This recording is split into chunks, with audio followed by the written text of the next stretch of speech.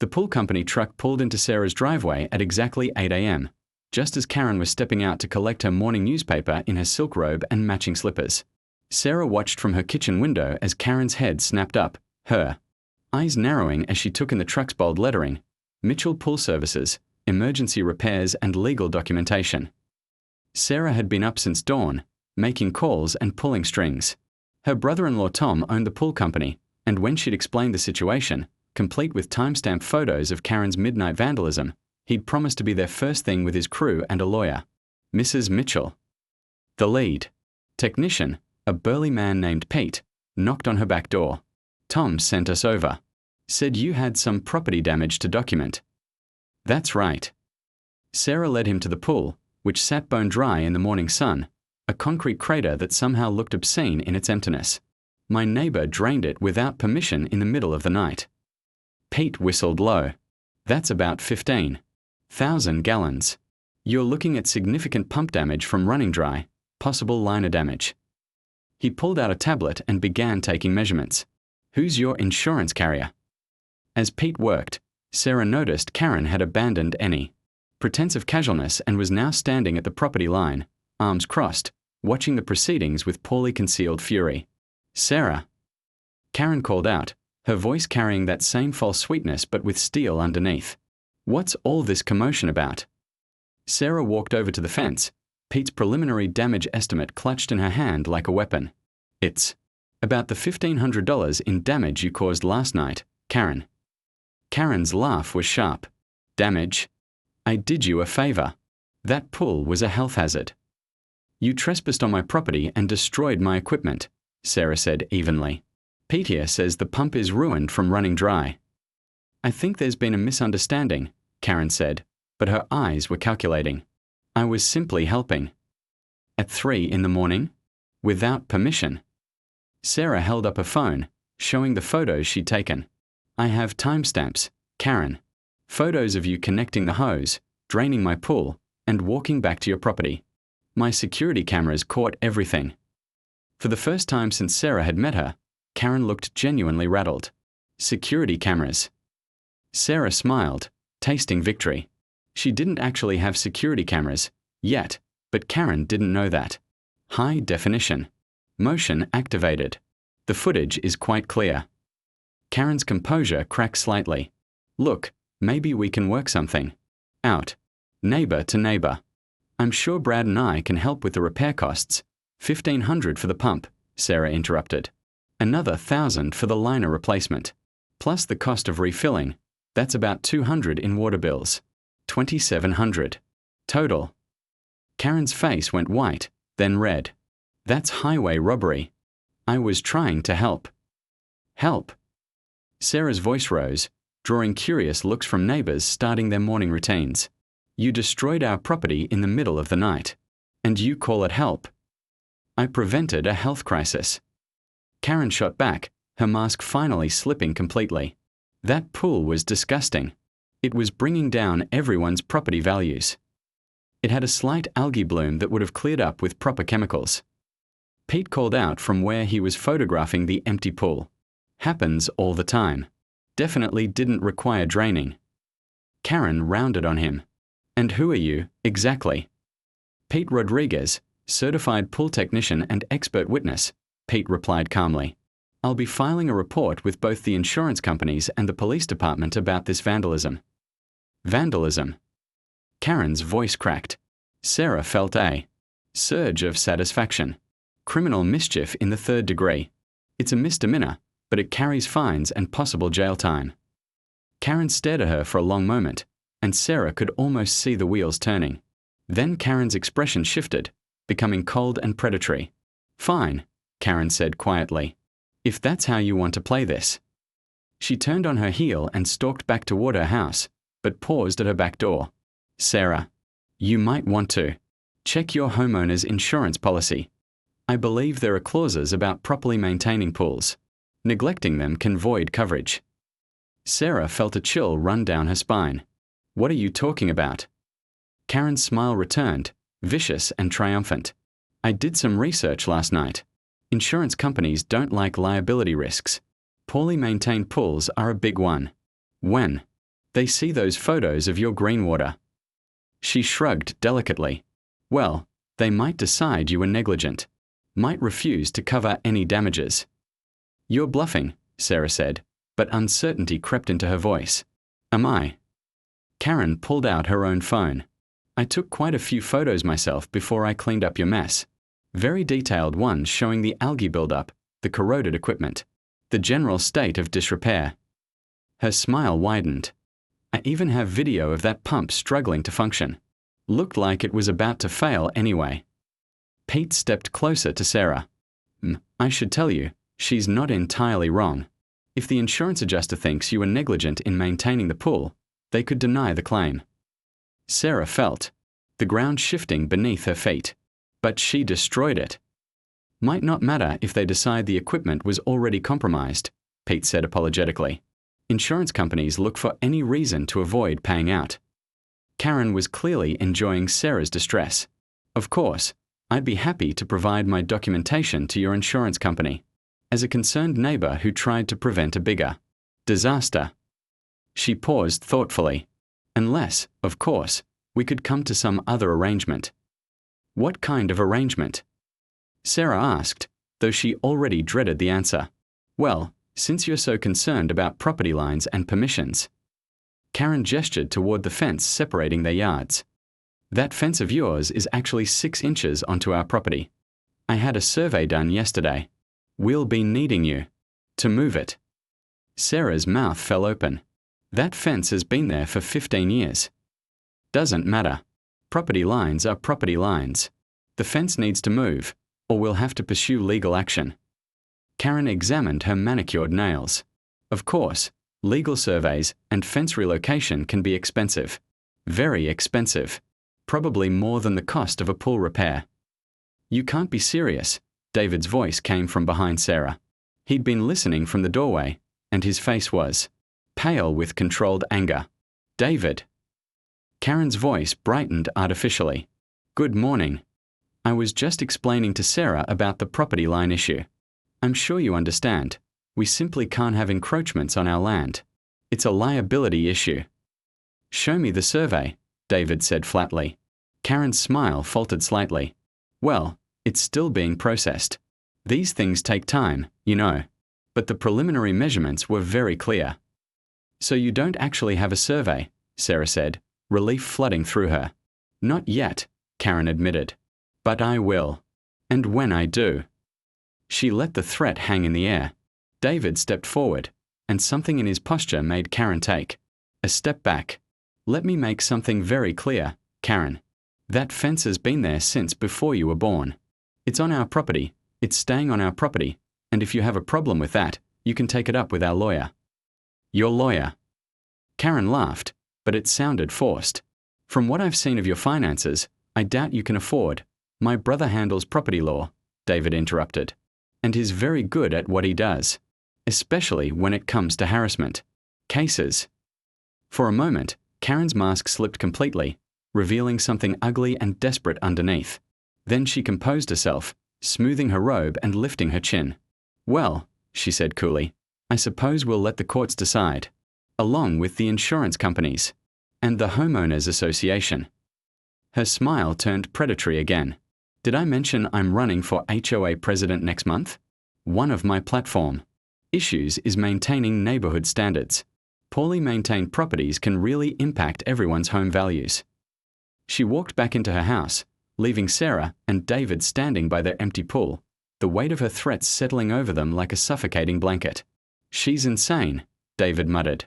But Sarah was thinking about insurance adjusters and HOA meetings and legal fees they couldn't afford. Karen had played this perfectly, creating a crisis and then positioning herself as both the problem and the solution.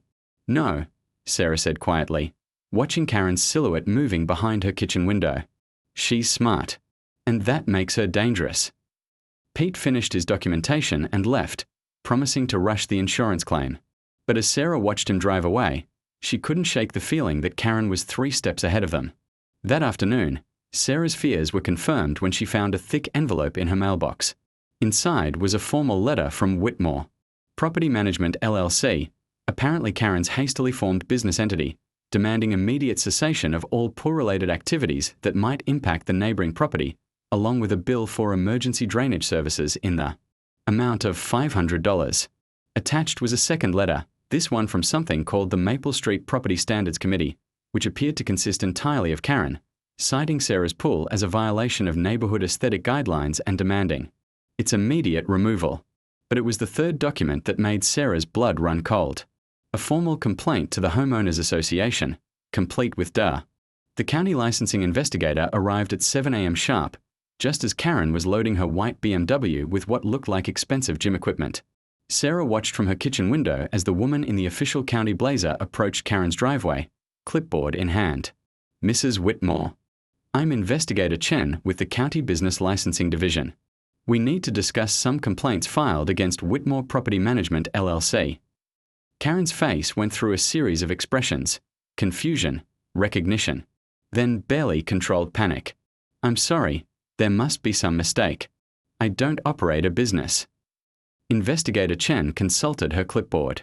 "According to our records, you filed incorporation papers for Whitmore Property Management 3 days ago. You also submitted a bill to the Mitchell family for drainage services performed on their property." "That was just. I was helping neighbors." Karen stammered. "For a fee of $500, Chen noted. That constitutes operating an unlicensed contracting business. We also have photographic evidence of you performing said services on private property without permits or proper insurance." Sarah felt a warm glow of satisfaction as she watched Karen's composure crumble. David's call to the licensing board had triggered an immediate investigation. Apparently, unlicensed contracting was a hot-button issue in their county after several high-profile cases of fraud.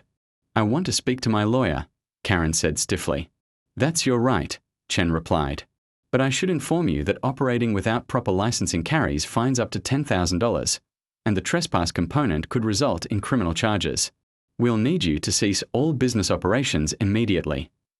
Karen's eyes found Sarah's kitchen window, and even from a distance, Sarah could see the fury burning there. Karen said something to the investigator that Sarah couldn't hear, then stalked into her house, slamming the door hard enough to rattle the windows. David emerged from the bathroom, toweling his hair after his shower. "How's it going out there?"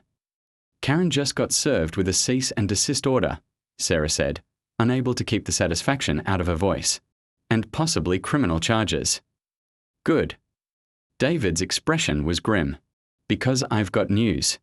I called my brother Mike last night about the property line issue. He's going to pull the original survey records, but he said something interesting. Karen would need to prove actual harm to force us to move the fence. And since it's been there for 15 years without complaint, she'd have a hell of a time making that case." Sarah nodded, but her attention was drawn back to the window. Investigator Chen was now photographing Karen's house, taking detailed shots of what appeared to be business equipment visible through the garage. A second county vehicle had arrived, this one from the zoning department. "David," Sarah said slowly, "I think Karen's problems are bigger than just unlicensed contracting." They went outside to get a better view. The zoning inspector was measuring something in Karen's driveway while Investigator Chen took notes. After a few minutes, Chen approached the Mitchells. "Mr. and Mrs. Mitchell? I wanted to thank you for bringing this to our attention. Your neighbor appears to be running multiple code violations. The business equipment she's storing in a residential garage, the commercial vehicle registration on that BMW." Chen shook her head. "She's been operating as if residential zoning laws don't apply to her." "What happens now?" Sarah asked. "We'll be issuing citations for unlicensed business operation, improper zoning use, and trespassing. The criminal charges will be up to the prosecutor, but given the evidence you provided." Chen smiled. "I'd say she's looking at significant fines and possible jail time." As the county officials finished their work and drove away, Sarah felt a sense of justice settling over her. But the feeling was short-lived. Karen's garage door opened, and she emerged with a phone pressed to her ear, pacing back and forth while gesticulating angrily. "She's calling someone," David observed. "Probably her lawyer." They were about to go back inside when a familiar voice called out from the street. "Sarah! David!" It was their neighbor Mrs. Patterson from across the street, hurrying over with her small dog in tow. What on earth is happening? I saw all those county vehicles. Sarah and David exchanged glances. Mrs. Patterson was the neighborhood's unofficial information hub, sweet, well-meaning, and utterly incapable of keeping a secret. Just some permit issues with the new neighbors, David said diplomatically. But Mrs. Patterson's eyes were sharp. Permit issues? For what? Before either of them could answer, Karen appeared at the property line, still on her phone but clearly eavesdropping. Actually, Sarah said, making a sudden decision, Karen was operating an unlicensed business. She damaged our property and then tried to charge us for it. Mrs. Patterson's mouth fell open. She charged you for damaging your property. Drained our entire pool in the middle of the night, David added. Then sent us a bill for $500. Without permits, insurance, or licensing, Sarah continued, watching Karen's face grow red. The county's investigating her for multiple violations. Mrs. Patterson turned to stare at Karen, who was still pretending to be absorbed in her phone call. Well, I never. In all my years in this neighborhood. It gets worse, Sarah said, warming to her theme. She's been threatening us about property lines, trying to force us to move our fence. Turns out she doesn't even have a legitimate survey. Karen finally snapped. She ended her call and stalked over to them. How dare you spread lies about me to the neighbors? What lies? Sarah asked calmly. Everything I said is documented with the county. You're trying to turn everyone against me, Karen snarled. I just moved here. I was trying to help. You trespassed on our property and destroyed our equipment, David said flatly. That's not helping. That's vandalism. Mrs. Patterson stepped back, clearly sensing the tension escalating. Maybe I should go. No, please stay, Sarah said, never taking her eyes off Karen. I think the neighborhood should know what kind of person we are dealing with. Karen's facade finally cracked completely. You people are pathetic, she spat. Living in your little starter home with your pathetic above-ground pool, pretending you belong in a neighborhood like this. I was trying to improve things, to bring some class to the street. By destroying other people's property. Mrs. Patterson asked, shocked. By fixing problems before they became bigger problems, Karen shot back. That pool was a health hazard. Their whole property is dragging down everyone's home values. Sarah felt the familiar ache in her chest at the casual dismissal of Emma's pool, but this time it was accompanied by something else, cold, calculating anger. You know what's really dragging down property values, Karen? Sarah said softly. Having a neighbor who operates illegal businesses, violates zoning laws, and commits criminal trespass. I wonder what the other neighbors will think when they find out about the county citations. Karen went very still. You wouldn't. I already did, Sarah replied. Mrs. Patterson, you should probably mention this to the HOA board. I'm sure they'd want to know about potential legal liabilities from having a serial lawbreaker in the neighborhood. Mrs. Patterson nodded eagerly. Oh yes, I'll call Margaret first thing. She's the HOA secretary, you know. Karen looked between them, her face cycling through emotions before settling on pure hatred. This isn't over, she said quietly. You have no idea what you've started. She turned and walked back to her house, but paused at her door. Sarah. That daughter you mentioned, Emma, was it? I did some research. Car accident on Highway 9, wasn't it? Such a shame when children don't wear their seatbelts properly. The words hit Sarah like a physical blow. Emma had been wearing her seatbelt. The drunk driver who'd hit them had run a red light doing 60 in a 35 zone. But Karen's casual cruelty, her willingness to weaponize the death of a child. David lunged forward, but Sarah caught his arm. Don't, she said quietly. She's not worth it. But Mrs. Patterson was staring at Karen with undisguised horror. How can you say such a thing? About a dead child? Karen shrugged. Just stating facts. People should be more careful. She went inside, leaving them standing in stunned silence. Mrs. Patterson turned to Sarah with tears in her eyes. Honey, I am so sorry. That woman is evil. Sarah nodded, not trusting herself to speak. David wrapped his arm around her shoulders, but she could feel the tension in his body, the the barely controlled rage. "I need to make some phone calls," Mrs. Patterson said grimly. "The whole neighborhood needs to know what kind of person we are dealing with." After she left, Sarah and David stood in their driveway, both processing what had just happened. "She crossed a line," David said finally, "bringing up Emma like that." "She's trying to hurt us," Sarah replied. "She wants us angry and emotional. So we'll make mistakes." "Well, it's working," David muttered. Sarah looked at their empty pool, at Karen's house with its perfect landscaping and expensive cars, and felt something cold and determined settle in her chest. "No," she said quietly. "It's not working, because now I know exactly who she is." Sarah turned to David, her eyes hard. "And I know exactly how to destroy her." That afternoon, Sarah did something she hadn't done since Emma died. She got dressed up. Not for a funeral or a court date, but for war. She put on her best suit, the one she'd worn for job interviews and parent-teacher conf. Sarah's alarm went off at 5 a.m., but she was already awake, sitting at her kitchen table with a cup of coffee and a carefully organized battle plan. She'd spent the night creating what she privately called the Karen file, a comprehensive dossier. That would have impressed a private investigator. At exactly 8 a.m., she made her first call. Westchester County Superior Court, Records Division. "Hi, I need to request copies of all court documents related to Whitmore v. Henderson, case number WC 2023-4471. "That's a sealed settlement. We can only release. The initial complaint and all pre-settlement filings are public record," Sarah interrupted smoothly. "I'm not requesting the settlement terms, just the documented allegations." 20 minutes later, she had confirmation that copies would be ready for pickup that afternoon. Next call, Karen's previous HOA president, Margaret Henderson. "This is Sarah Mitchell from C. Alcott. I understand you had some dealings with Karen Whitmore when she lived in your neighborhood."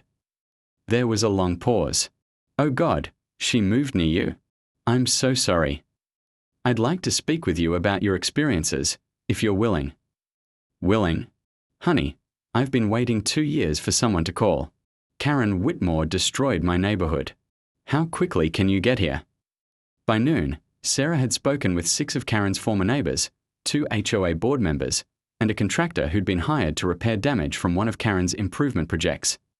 The picture that emerged was of a woman who systematically identified the most vulnerable person in any neighborhood and made their life hell until they moved away or paid her to stop. But Sarah wasn't vulnerable. Not anymore. At 2 p.m., she walked into the offices of Hartwell Insurance Group, Karen's homeowners insurance carrier. She'd found the information in the public property records, along with the mortgage company and the HOA management firm. "I need to file a claim report," Sarah told the receptionist. "My neighbor has been operating an unlicensed business from her residential property, causing damage to neighboring homes." The claims adjuster, a tired-looking man named Peterson, listened as Sarah methodically laid out the evidence: photos of Karen's business equipment stored in her residential garage, copies of her illegal contracting invoices, documentation of her unlicensed property management company, and witness statements from the county investigators. "This is thorough," Peterson said, flipping through the file. "But why are you filing this claim? You're not our customer." "No, but I'm filing a formal notice of liability," Sarah replied. "Your insured has caused property damage while operating an illegal business from the covered property. When my insurance company sues for subrogation, they're going to discover that you've been covering commercial activity under a residential policy." Peterson's face went pale. Commercial activity under a residential policy was an automatic coverage. Void. Every insurance company's nightmare. "I'll need to investigate this immediately," he said. "Of course. I've also prepared copies for the State Insurance Commission and the mortgage company. They'll want to know that the property securing their loan is being used for illegal commercial purposes." As Sarah left the insurance office, she felt a grim satisfaction. Karen's insurance would be cancelled within 48 hours, and her mortgage company would demand immediate proof of new coverage or begin foreclosure proceedings. It was the kind of financial domino effect that destroyed lives. Her phone buzzed with a text from David. "How's the war going?" "About to get nuclear," she texted back. Her next stop was the county assessor's office. If Karen was operating a business from her home, She was probably underreporting her property use for tax purposes. "I'd like to file a report about potential property tax fraud," Sarah told the clerk. By 4 p.m., she had filed complaints with 7 different government agencies, spoken with 12 of Karen's former neighbors, and submitted evidence packages to 3 insurance companies and 2 mortgage lenders. But she wasn't done. Sarah drove to the local newspaper office, where she'd arranged to meet with Jennifer Walsh, an investigative reporter who specialized in HOA corruption and neighborhood disputes. "This is incredible," Jennifer said, reviewing Sarah's documentation. "You've got pattern behavior, financial fraud, illegal business operations. This could be a major story." "I want people to know," Sarah said. "Other neighborhoods need to be warned about what she does." "What started all this? Why did she target you specifically?" Sarah was quiet for a moment, thinking about Emma's pool sitting empty in their backyard. She saw someone she thought was weak, someone who'd lost everything and wouldn't fight back. Was she right? Sarah smiled, and Jennifer actually leaned back at the expression. She was very, very wrong. At 6 p.m., Sarah's phone rang. Unknown number. "You bitch." Karen's voice was shaking with rage. "What have you done?" "I'm not sure what you mean." Sarah replied calmly. "My insurance company called. They're canceling my policy. My mortgage company is demanding a new inspection. The county tax assessor wants to audit my property use." Karen's voice rose to a shriek. "You did this." "I simply provided accurate information to the appropriate authorities," Sarah said. "Just like you did when you reported our pool to the HOA. This is harassment. I'll sue you for everything you have." "With what lawyer?" Sarah asked. "Because I've been told that legal fees can be quite expensive, especially when you're facing potential criminal charges and your homeowner's insurance won't cover your liability."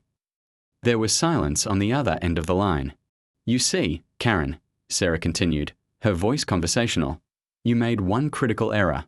You assumed I was weak because I was grieving. But grief doesn't make you weak.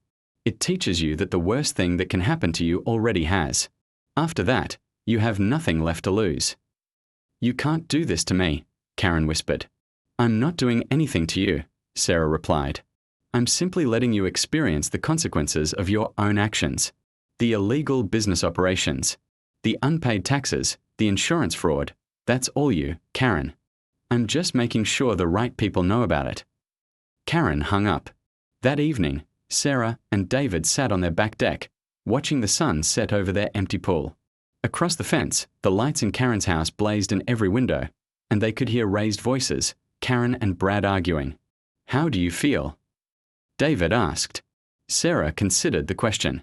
For the first time in months, she felt clear, focused, like she had a purpose again. "Like Emma would be proud," she said finally. At 9 p.m., Karen appeared at their back door, looking haggard and desperate. Gone was the perfectly coiffed woman who'd introduced herself a week ago. This Karen had mascara streaks down her cheeks and her hair was disheveled. "Please," she said when Sarah opened the door. "We need to talk." "I'm listening," Sarah replied, not inviting her in. "I'll pay for your pool. The repairs, the refill, everything. And I'll drop all the HOA complaints and the property line issues. In exchange for, you call off the investigations. Tell them it was all a misunderstanding." Sarah studied Karen's face, seeing desperation and fear where once there had been arrogance and cruelty. "No," she said simply. "No." Karen's voice cracked. "Sarah, please. If my insurance gets cancelled, we'll lose the house. Brad's company will fire him if there are criminal charges. This will destroy us." "Should have thought of that before you destroyed our property," Sarah replied. "Before you tried to steal our home. Before you made cruel comments about our dead daughter." Karen's face crumpled. "I didn't mean. I was angry. I say things when I'm angry." "You meant every word." Sarah said coldly. "You researched Emma's death specifically to hurt us with it. That's not anger, Karen. That's calculated cruelty." "I'll do anything," Karen pleaded. "Just tell me what you want." Sarah looked at this woman who had tried to drive them from their home, who had weaponized their grief, who had shown such casual cruelty toward the memory of their child. A week ago, Karen had stood in the same spot, confident and predatory, certain that Sarah and David were easy targets. "I want you gone," Sarah said quietly. "I want you to sell your house and move somewhere far away from here. I want you to never again try to destroy someone's life because you think they're weaker than you. We can't just sell. The market's terrible, and with everything that's happening." "That's not my problem," Sarah interrupted. "You created this situation. You live with the consequences." Karen stared at her for a long moment, and Sarah could see the exact moment when Karen realized that her victim had become her destroyer. "You're a monster," Karen whispered. Sarah smiled, and it was the same cold expression that had unsettled the newspaper reporter. "No, Karen. I'm exactly what you created when you decided to torture a grieving mother. I'm your own reflection, and you don't like what you see." Karen turned and walked away, her shoulders shaking with sobs. The next morning, Sarah woke to the sound of a moving truck in Karen's driveway. Through her kitchen window, she watched Karen and Brad loading boxes with frantic efficiency, their expensive furniture looking shabby in the harsh morning light. Karen's face was puffy from crying, and Brad looked like he hadn't slept. Mrs. Patterson appeared at Sarah's door around noon, practically vibrating with excitement. "Did you see? They are moving. In the middle of the night, apparently. Margaret from the HOA said Karen called her crying, something about a family emergency." The water cascaded down the driveway like a raging river, carrying $20,000 worth of tools and memories with it. Sarah stood frozen in her doorway, watching her neighbor Karen frantically trying to shut off a valve that had already unleashed chaos. But this wasn't just about a flooded garage. This was about a woman who'd pushed too far, taken too much, and was about to learn that some boundaries can't be crossed without consequences. What started as an act of twisted neighborly help would become the catalyst that would destroy everything Karen held dear. Sarah Mitchell pressed her face against the cool glass of her kitchen window, watching the moving truck lumber down Maple Street like a mechanical beast. The new neighbors had been moving in for 3 days now, and she'd caught glimpses of a sharp-featured blonde woman barking orders at the movers with the precision of a drill sergeant. "Honey, come see this," Sarah called to her husband David, who was nursing his morning coffee at the kitchen table. "I think our new neighbor is reorganizing the movers' truck for them."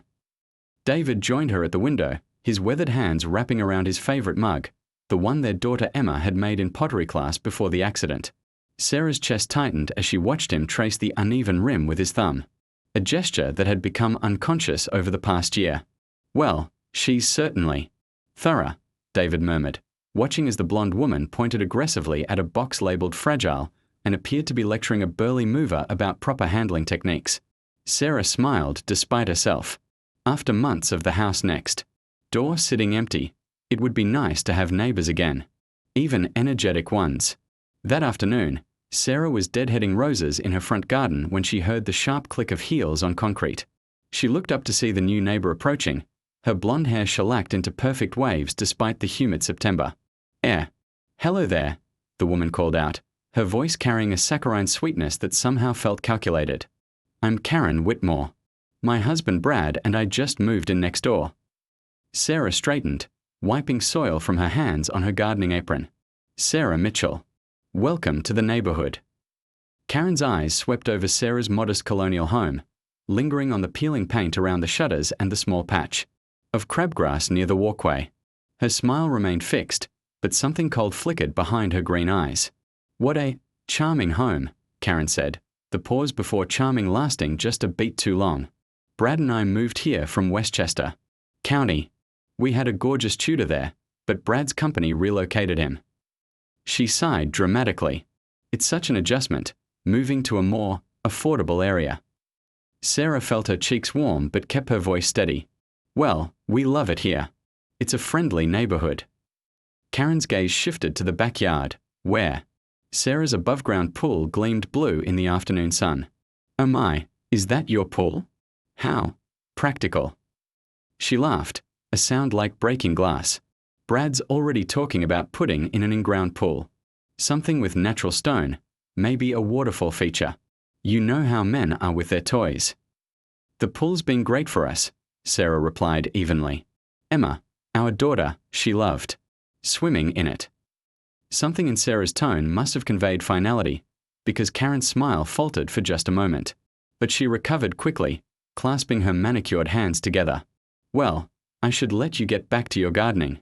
Those roses are interesting, very rustic. Karen's heels clicked away, but she paused at the property line. Oh, and Sarah? If you ever need any advice on home improvement, just ask. I have quite an eye for these things. That evening, Sarah recounted the conversation to David as they sat on their back deck, watching the sun set over their quarter-acre slice of suburban peace. She seems intense, David said diplomatically. She basically called our house cheap and our pool trashy, Sarah said, taking a sip of her wine, all while smiling like we were best friends. David reached over and squeezed her hand. Some people don't know how to talk to others without putting them down. Doesn't mean anything about us. Sarah nodded, but something about Karen's smile lingered in her mind. She'd seen that look before, in the eyes of the insurance adjuster who'd tried to lowball them on Emma's medical bills, in the face of the guidance counselor who'd suggested Emma might be better suited for a different school. It was the look of someone who sized up everything and everyone in terms of value and weakness. The next morning, Sarah was shocked to find Karen standing in her backyard, notepad in hand, studying the pool equipment with scientific intensity. Karen, Sarah called out, stepping through the sliding door. What are you doing? Karen looked up, startled but not embarrassed. Oh, hello Sarah. I was just taking a look at your setup here. Brad and I are planning our pool installation, and I wanted to see how basic systems work. You're in my backyard, Sarah said, her voice carefully controlled. Well, yes, but I could see everything from our kitchen window anyway. Karen waved dismissively. Your fence is quite low. I hope you don't mind. I noticed your pool looks a bit green. The pH is probably off. I used to manage the community pool in Westchester. Sarah looked at her pool, which had indeed developed a slight green tinge over the past few days. She'd been meaning to test the chemicals but had been distracted by work deadlines. I can handle it, Sarah said firmly. Karen made a note on her pad. Oh, I'm sure you can, eventually. But I'd hate to see it get worse. Green pools can harbor all sorts of bacteria. Very dangerous, especially if children visit. She looked up with false concern. You do have children visiting, don't you? The casual cruelty of the question hit Sarah like a physical blow. Karen had no way of knowing about Emma, about the car accident that had stolen their brilliant, funny, swimming-obsessed daughter just over a year ago. But the way she phrased it, the timing. I think you should leave my property now, Sarah said, her voice steady despite the tremor in her hands. Karen's eyebrows rose in mock surprise. Oh my, I didn't mean to offend. I was just trying to be helpful. Neighborly, you know. She clicked her pen closed and tucked it into her designer purse. But I understand. Some people prefer to struggle through things alone. That afternoon, Sarah called David at work, her voice shaking with anger and something deeper. She was in our backyard, David, just examining our pool like she owned it. Did you tell her to leave? Yes, but David. She knew exactly what to say to hurt me. The comment about children visiting, it was too pointed to be accidental. David was quiet for a long moment. Maybe we should talk to her husband. Set some boundaries. But when Sarah looked out her kitchen window an hour later, she saw Karen in their backyard again, this time with a man who must have been Brad, tall, thin, wearing an expensive-looking suit despite the heat. They were both staring at the pool, Karen pointing and gesturing while Brad nodded along. Sarah grabbed her phone and marched outside. Excuse me, she called out, her voice carrying across both yards. You're on my property again. Brad looked up, startled, but Karen just smiled that same glacial smile. Sarah, meet my husband Brad, Karen called back, as if they were all old friends having a barbecue. Brad, this is our neighbor Sarah. I was just showing him the drainage issues over here. Drainage issues. Sarah stepped closer, noting how Brad seemed uncomfortable but didn't move to leave her property. Well, yes, Karen said, consulting her notepad again. Your pool equipment isn't properly positioned. When you drain and refill, which you'll need to do soon, given that algae situation, the runoff could damage our foundation. We just had the landscaping done, you see. Sarah felt her temper spike. I never said anything about draining my pool. Oh, but you'll have to, Karen said with absolute certainty. That green tinge will only get worse. Trust me, I know pools. You'll need to drain it completely, shock treat the walls, and refill. It's the only way to fix that level of contamination. Brad finally spoke up, his voice apologetic but weak. Maybe we should discuss this from our own yard, Karen. In a minute, honey. Karen turned back to Sarah. The thing is, when you do drain it, and you will, all that water has to go somewhere. And with the way your yard slopes. She gestured toward their property line. Well, let's just say we'd prefer to work together on a solution. A solution to a problem that doesn't exist, Sarah said flatly. Karen's smile never wavered, but her eyes hardened. Sarah, I'm trying to help you avoid a bigger problem down the line. But if you prefer to wait until there's actual damage. She shrugged delicately. Well, that's your choice. Come on, Brad. They walked back toward their house, Karen's heels clicking purposefully on the concrete. But as they reached the property line, Sarah heard Karen's voice, just loud enough to. Carrie, some people just can't accept good advice, even when it's free. That night, Sarah couldn't sleep. She stood at her bedroom window, looking down at the pool that had once been Emma's favorite place in the world. Emma had been a fish from the moment she could walk, spending every possible minute in the water. Even on cool days when Sarah worried she'd catch cold. The pool wasn't fancy. David had installed it himself the summer Emma turned 8, but it had been their daughter's kingdom. Now Karen was treating it like an obstacle, a problem to be solved. The casual dismissal of something so precious made Sarah's